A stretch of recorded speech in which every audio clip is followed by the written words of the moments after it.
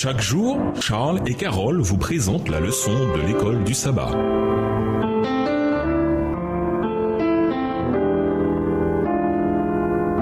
Bienvenue dans votre émission Dieu nous parle. Nous voilà à la leçon de mercredi, intendant de la vie spirituelle. Quand nous pensons à l'intendance et à la gestion chrétienne de la vie, nous pensons à des choses tangibles et nous avons raison. Mais comme nous l'avons vu, cette gestion va bien au-delà.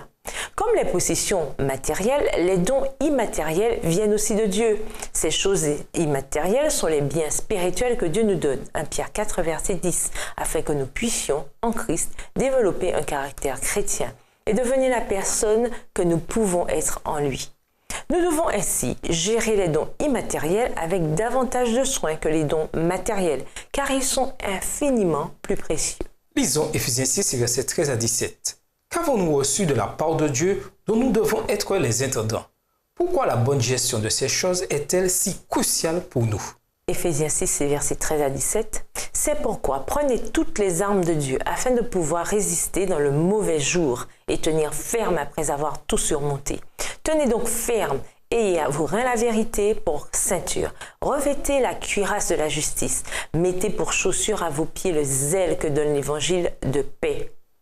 Prenez par-dessus tout cela le bouclier de la foi, avec lequel vous pourrez éteindre tous les traits enflammés du malin.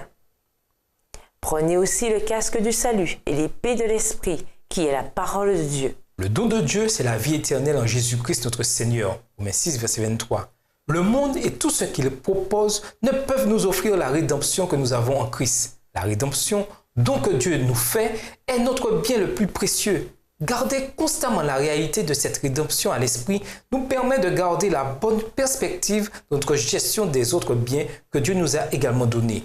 C'est seulement à la lumière qui émane du calvaire que les enseignements de la nature peuvent être lus correctement. C'est à travers l'histoire de Bethléem et de la croix que nous comprenons combien il est bon de triompher du mal et que chaque bénédiction que nous recevons est un don de rédemption. La rédemption est à nous uniquement parce que Jésus a payé le prix ultime.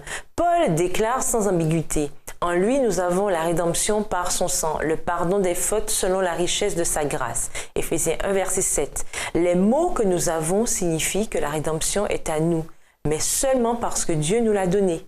Comme il est crucial de garder sur nous toutes les armes de Dieu, Éphésiens 6, verset 11, pour que le malin ne vienne pas nous la prendre. Il ne pourra nous la prendre uniquement si nous le laissons faire, et cela arrivera uniquement si nous n'obéissons pas à ce qui nous est révélé dans la parole de Dieu. Éphésiens 6, verset 17. Notre plus grande protection est d'obéir par la foi à la lumière que nous avons reçue. Relisez Éphésiens 6, verset 13 à 17. Comment nous revêtir de toutes les armes de Dieu et en quoi sommes-nous des intendants de tout ce que nous avons reçu dans ces armes?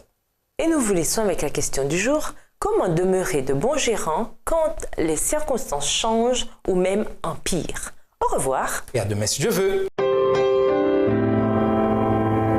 Dieu nous parle. Chaque jour, Charles et Carole vous présentent la leçon de l'école du sabbat.